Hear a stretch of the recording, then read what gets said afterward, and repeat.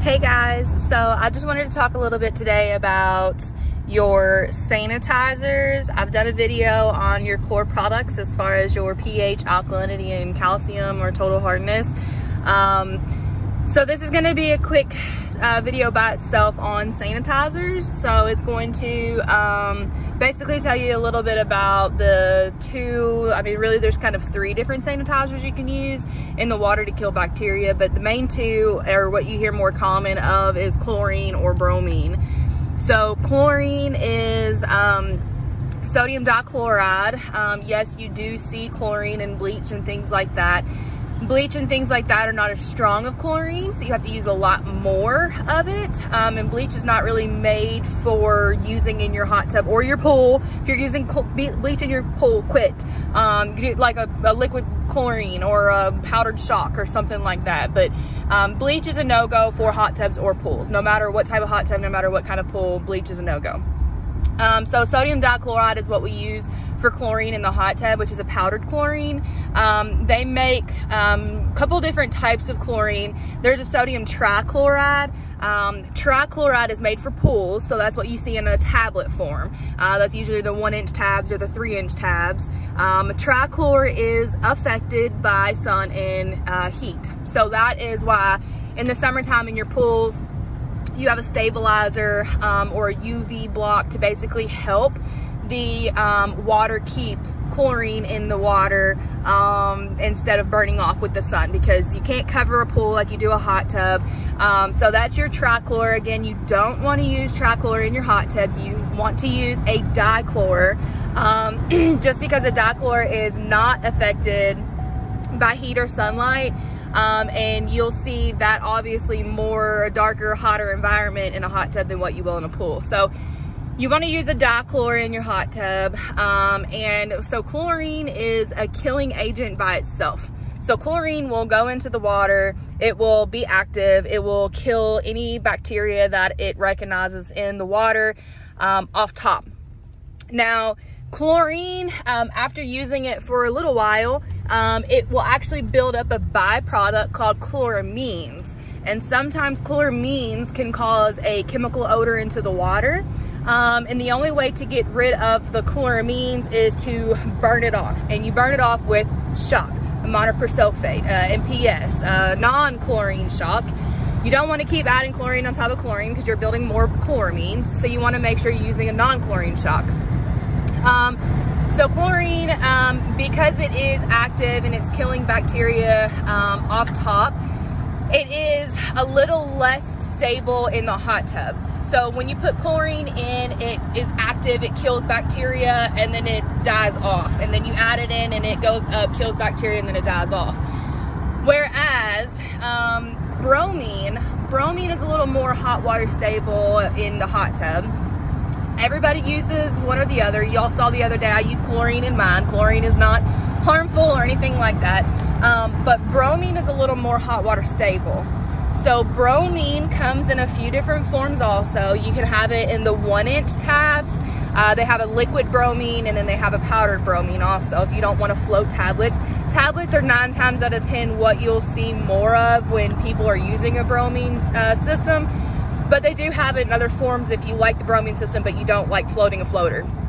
So with the bromine, unlike chlorine, bromine is non-active. So you can put your tablets in the water, you can float those tablets for a week, 2 weeks, a month, 2 months, a year. Those tablets will never do anything by themselves. So you actually have to activate it. The tablets are dormant, so you have to activate it, you have to wake it up, you have to shock it. Using the shock is, again, the monopersulfate, the non-chlorine shock, same thing that you would use to kill off chloramines using chlorine. So whether you're using chlorine or bromine, you still shock it. You just shock it for different purposes. With bromine, you have to shock it in order to activate the tablets for it to kill bacteria. So if you don't shock it, it won't kill bacteria, and therefore you could get infections and things like that. So one thing that I always try to pound into people's head when they're using a bromine system is you can't shock it too much. So shock it, you know, the best is really honestly like a little tablespoon after each time you use it, because when you get into the tub, you have bacteria that comes off your skin and gets in the water. So when you get out, when you shock it, that activates the bromine to kill the bacteria that you just introduced into the water. Sometimes you don't have to use the shock every time you get out of it. That's just how some people kind of help stabilize the bromine level. Or at least once a week. You have to shock it at least once a week with bromine. Otherwise, you're not doing anything. You can, sometimes I've heard people using bromine get a little like basement musky smell to the water. It's because you're not shocking it enough.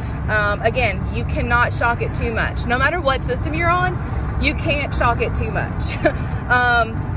The third sanitizer that's out there is what we call a bioguanide product. So I use a bioguanide product in my pool. So I use a Baquasil. So it doesn't use any chlorine, it doesn't use any bromine. The main ingredient in it is a bioguanide. And the bioguanide is the same thing that they use in contact solution to kill bacteria in your contact lenses. So if it's safe enough to put in your contact lenses, safe enough to open your eyes underwater, it doesn't turn blonde hair green or doesn't bleach your liner out like chlorine could.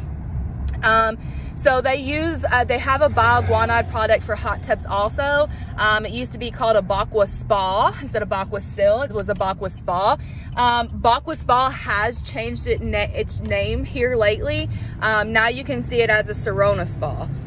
Now with the bioguanide product system, it does take a little bit more work.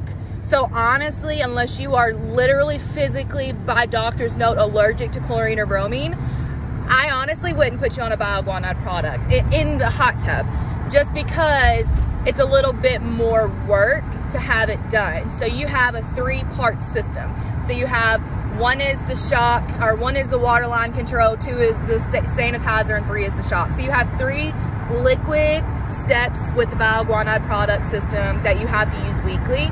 So it's a little bit more weekly maintenance on the Baquaspa or Seronaspa.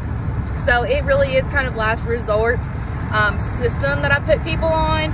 So hopefully this helps with your sanitizer questions. Again, if you start out on something and you don't like it, you can always switch to another system. So don't think if you get started on one, you're stuck with that system. There have been plenty of people that I have switched over from one to the other that have been happier with this one versus that one. It is all personal preference. It all boils down to usage and what your skin will handle. Some people handle bromine better than chlorine, but that's just kind of a little snippet on the sanitizers in the water. So I think we kind of touched on water chemistry, kind of overall with the sanitizers, your core products. And if you have any more questions when it comes to the chemicals, definitely please reach out to me. I'd be more than happy to do another video on any chemical questions that you might have. So leave a comment or message me, and I guess until the next time, have a good day. Bye.